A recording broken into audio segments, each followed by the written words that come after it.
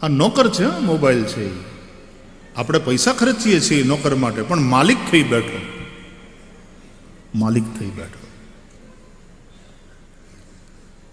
કોઈએ બહુ સરસ કહ્યું કે એક માતા 100 શિક્ષકની ગરજ સારે છે.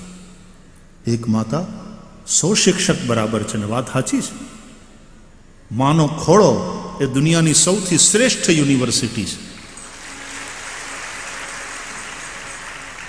એક માં 100 શિક્ષકની ગરજ સારે, પણ મોબાઈલ મૂકે તો.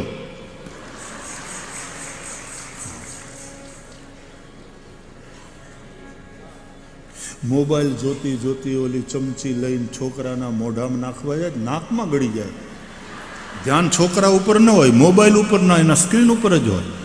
ઓલું રોવે ત્યારે ખબર પડે કે અરે આ તો નાકમાં ગળી ગઈ.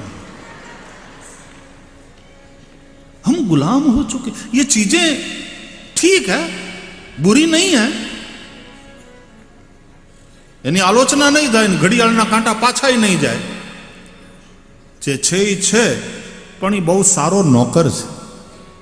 It's a very good assistant. તમે પૈસા ખર્ચીને રાખેલો આસિસ્ટન્ટ તમને એસિસ્ટ કરે, પણ તમે એને માલિક શું કામ થવા દો છો? દરેક ઠેકાણાને મોબાઈલ કેટલું ધ્યાન ડાયવર્ટ કરી નાખે તમારું. અને એમાંય પાછો હવે તો પાસવર્ડ ને આ ને તે ને.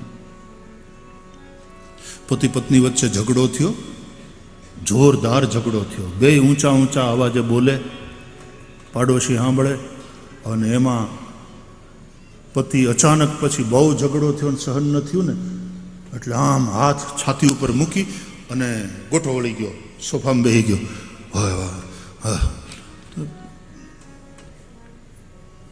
થોડી વાર તો પત્ની સામે જોયું,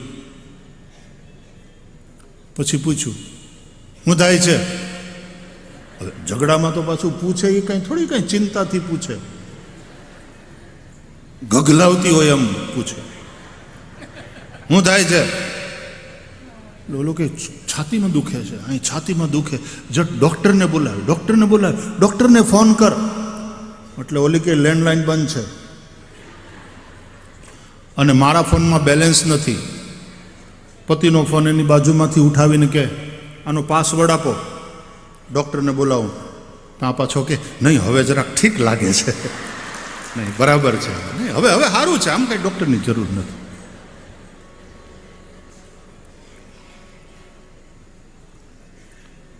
क्या दशा कर दी है.